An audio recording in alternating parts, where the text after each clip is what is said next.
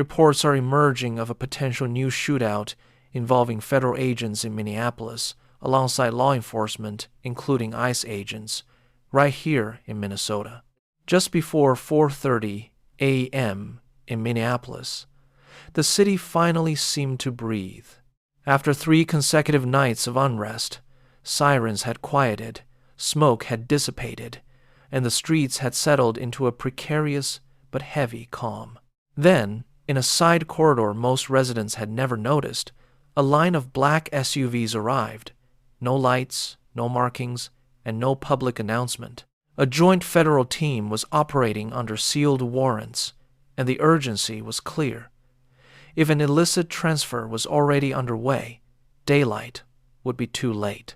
Stay with us for the full context, timeline, and implications, as what unfolded in the following minutes reveals not only why federal investigators acted so swiftly, but also why this operation extended far beyond that initial door, uncovering a conspiracy that reached the highest levels of the city. Welcome to Border Watch Daily, your source for in-depth analysis on the world's most significant events.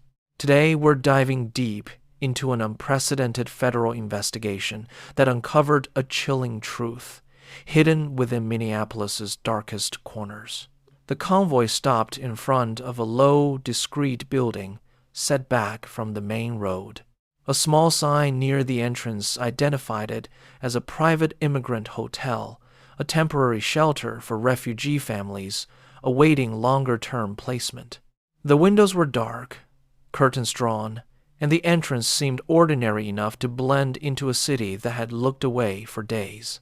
Inside the vehicles were 320 tactical agents from the FBI and Immigration and Customs Enforcement. They were positioned in silence, executing a meticulously timed plan. Warrants had been signed hours earlier, and instructions were precise. Enter quickly, secure the building, locate any vulnerable occupants, and preserve anything that could be moved or destroyed. A team leader checked his watch, spoke into his radio, and the orders spread down the line in short, precise words. A hydraulic ram struck the front doors, and the assault team forced their way inside. The building responded immediately. From the second-floor landing, flashes of gunfire broke the darkness in brief bursts. Guards armed with automatic rifles fired down a narrow corridor, forcing the federal team to hug the walls, clear corners, and advance in controlled stages. Boots pounded the stairs. Orders crackled over radios. In that confined space, every sound was amplified. The resistance didn't last long. Several defenders were neutralized before they could reload. Others dropped their weapons and retreated into locked rooms, only to be extracted moments later. In less than 3 minutes, the gunfire ceased, and the structure was under control. The question was no longer how fiercely the building would resist, but what it had been designed to protect. Floor by floor, teams moved towards the rooms. Many doors were not simply closed, they were locked from the outside, as if the rooms were used for storage rather than shelter. Agents cut the locks and forced open the first door. Inside were rows of beds arranged with an efficiency that spoke of procedure, not residential comfort. Several children lay in these beds, but they didn't stir despite the noise, lights, or movement in the corridor. Medical personnel attached to the operation intervened immediately. The children were unconscious and appeared to have been sedated. They were kept in place, silent, for reasons difficult to ignore. Then, a detail shifted the scene from alarming to undeniable. On their wrists, there were no names or admission bracelets, but inventory numbers written in dark marker. No family identifiers, no files taped to the wall, just repeated sequences across multiple rooms, suggesting the children were tracked as units, not as people. The implication was hard to miss. A place presented as a refuge was operating as a controlled detention center, and the numbering system implied a timeline extending beyond the building itself. At that moment, the raid took on another dimension. The task shifted from securing a violent location to mapping a network potentially already in motion. The floors were sealed as evidence.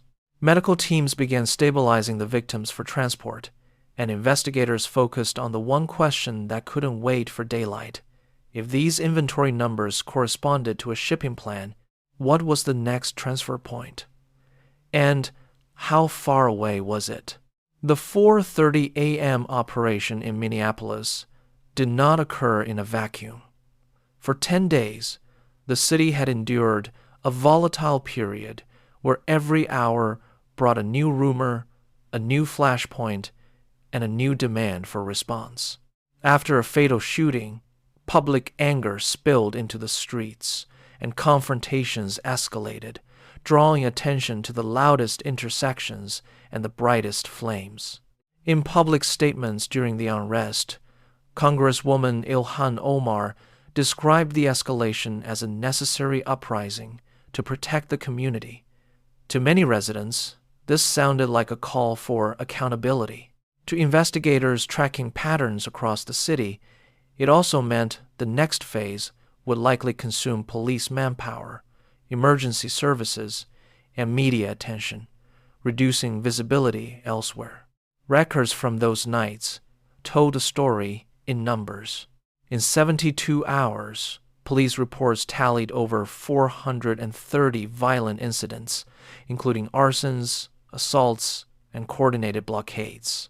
Federal resources poured into Minneapolis, with approximately 10,000 federal agents deployed solely to maintain order, keep corridors open, and prevent unrest from spreading to other neighborhoods. From the outside, it appeared that the city was battling a single, real-time crisis. Within the federal task force, another timeline was taking shape. The chaos in the streets was not just a public confrontation. It functioned as cover. The disturbances drew officers to protests and away from quiet residential areas where inspections, routine patrols, and welfare checks would normally have occurred. Amidst the clamor, quiet places became invisible, and a network that thrived in darkness could move with less friction. Reports of missing children rapidly increased. Over 230 children were reported missing across Minneapolis. Families filed reports, posted photographs, and pleaded for follow-up. Names appeared on flyers and storefronts, then vanished under the next wave of breaking news. In the confusion, the city's capacity was dedicated to one emergency, while another developed behind closed doors. Investigators began treating the missing persons reports as a single, linked problem rather than isolated cases. The working theory was that a trafficking operation was using the unrest as a shield, with an estimated value of nearly $2 billion based on the scale of movement and early financial leads already surfacing. This theory raised an uncomfortable question. Who could operate for so long on this scale without inspections piercing the disguise?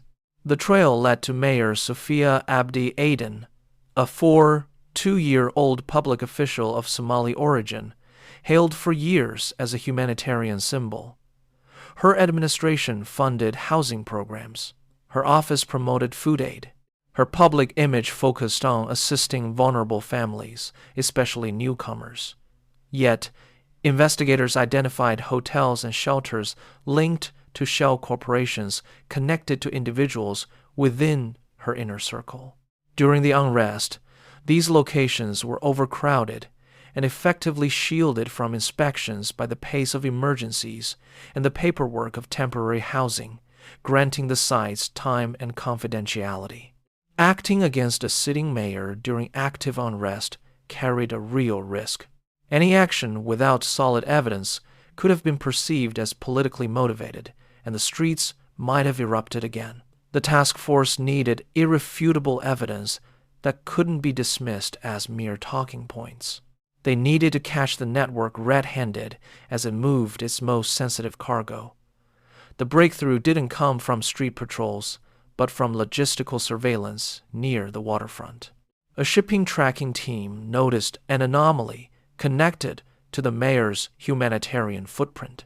12 shipping containers, registered as humanitarian aid, clothing, and supplies, were scheduled to leave the port of Minneapolis in exactly 48 hours. On paper, the weight seemed incorrect for the declared cargo. On thermal scanners, heat signatures appeared where they shouldn't have, as if an occupied space had been concealed within the steel walls of the containers. For the task force, the timeline felt like a countdown. If those containers left the port, the investigation would cross a line far harder to reverse. And if the missing children were part of this movement plan, then the next transfer wasn't days away. It was already approaching. This violence was not random. It was deliberately structured.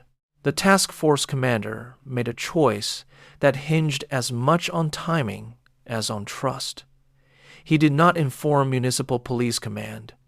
He did not call City Hall. The team had already observed how quickly operational details leaked to the street during the unrest. The risk was simple. If the network had informants within the local response system, any alert would trigger an evacuation. Instead, the commander activated a specialized FBI unit focused on financial crimes and gave them a precise mission: find the pre-shipment payments linked to the 12 containers and find them fast. Within hours, the team traced a series of transfers that aligned with neither charitable logistics nor standard port fees. 6-figure bribes had been wired to port officials positioned to bypass the final inspection lane, and the payment timestamps matched the departure window, now less than 48 hours away. This confirmation changed the operation's pace. It meant the network wasn't merely harboring missing children, waiting for the riots to subside.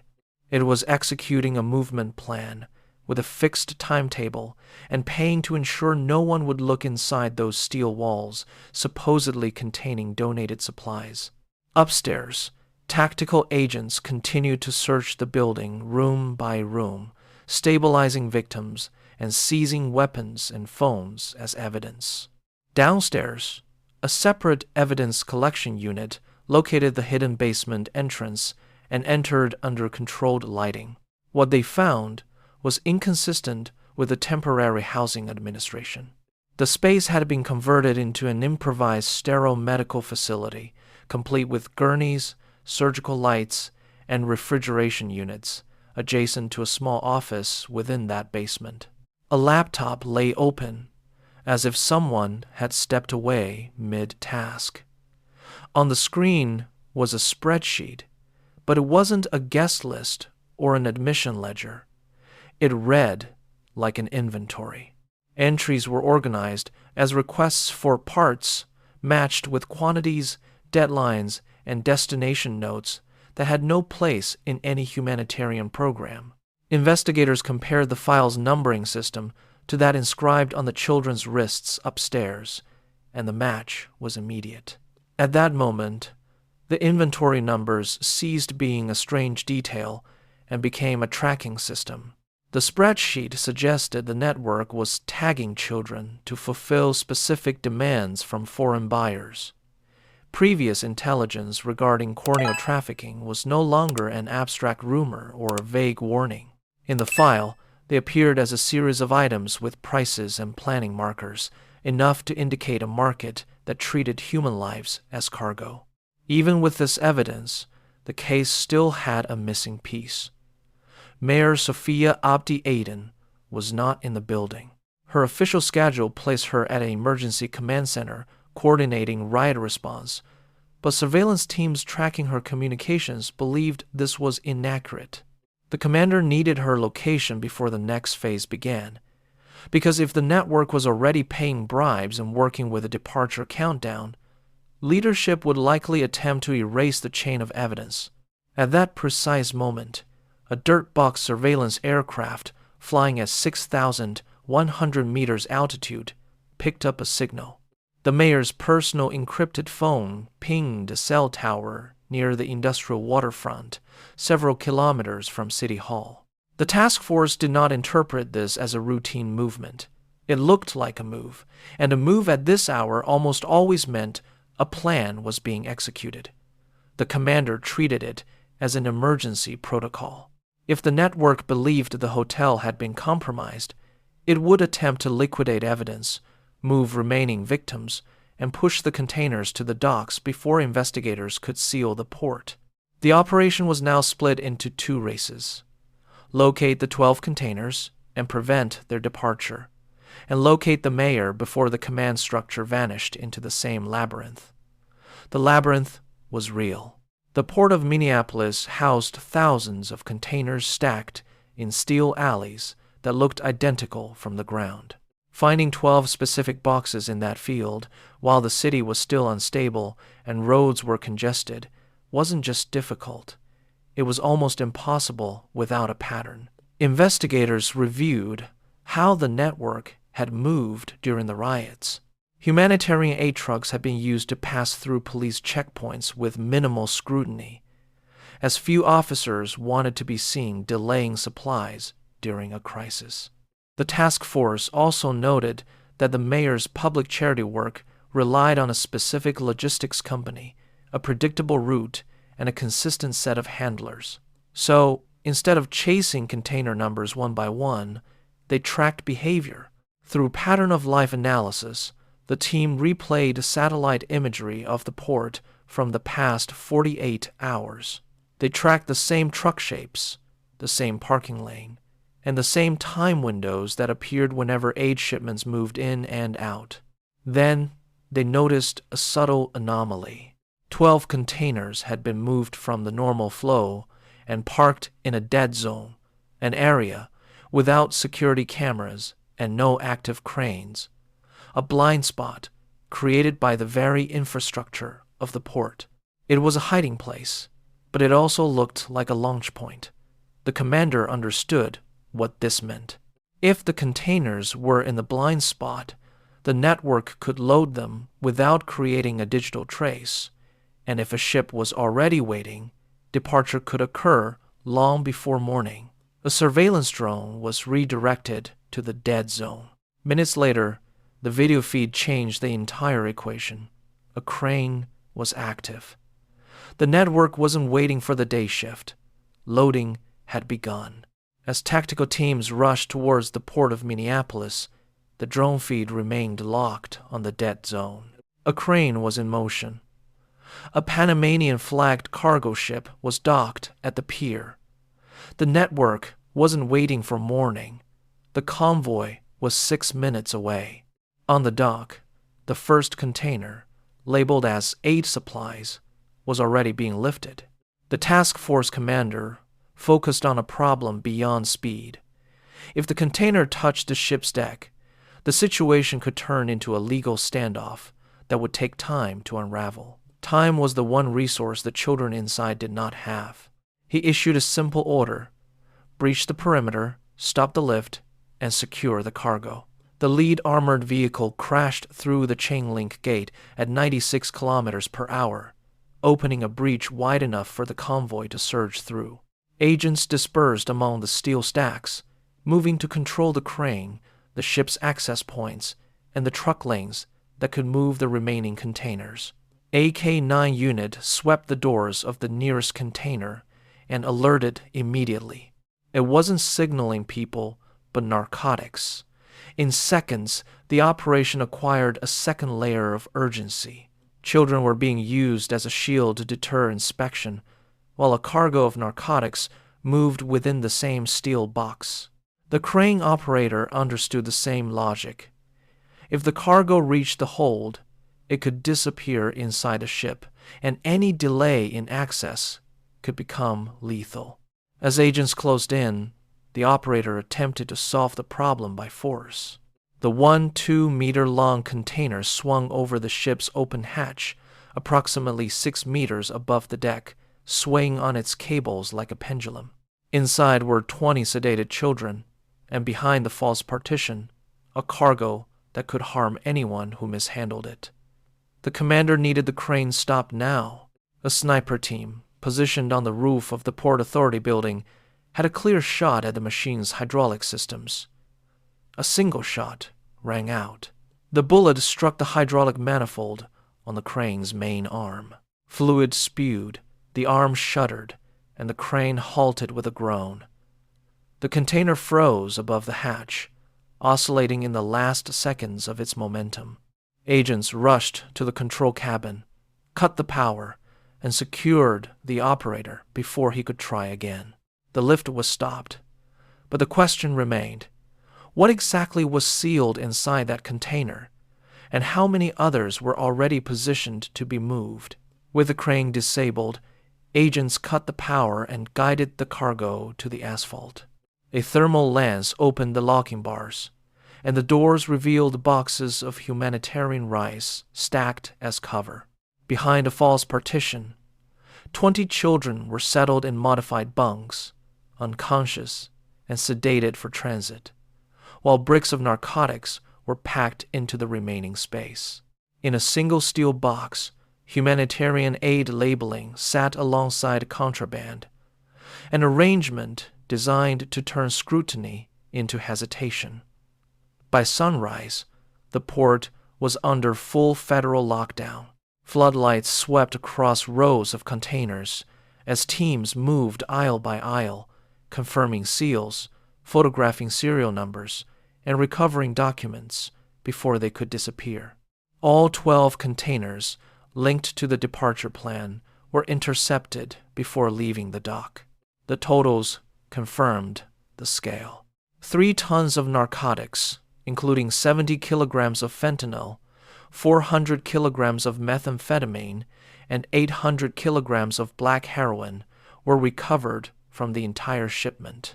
Simultaneously, medical teams transported victims to secure trauma centers, and 200 children were rescued from the hotel and port combined, many requiring urgent care after prolonged sedation. Inside the hotel, evidence teams compared basement records to the spreadsheet inventory, including notes that matched intelligence on corneal trafficking. Medical files showed surgical marks and selection notes indicating donors had been assigned to buyers in 5 different countries. Room logs, wrist tags, and shipping documents formed a single chain connecting a local concealment site to an exit route. The final arrest unfolded on a highway leading out of Minneapolis. 3 FBI pursuit units surrounded Mayor Sophia Abdi Aden's official SUV. Agents found her deleting files from an encrypted tablet, and she was arrested on charges including human trafficking, narcotics conspiracy, and money laundering. Then the city's story shifted. The National Guard was recalled. Streets quieted, and protest corridors emptied as families began the long work of reunification. Over the next 48 hours, forensic accountants identified 47 shell corporations disguised as charitable organizations, including the Somali Relief Fund, the Migrant Housing Initiative, and Minneapolis Youth Action. Funds flowed through banks in Dubai and the Cayman Islands before returning to finance the shipments, and investigators estimated the fraud at $4 billion as the case expanded to a list of 23 indicted officials. This report is presented for informational and educational purposes. It does not glorify violence or criminal activity in any way. Its objective is to examine how complex investigations unfold, how institutions respond under pressure, and why transparency remains essential to justice.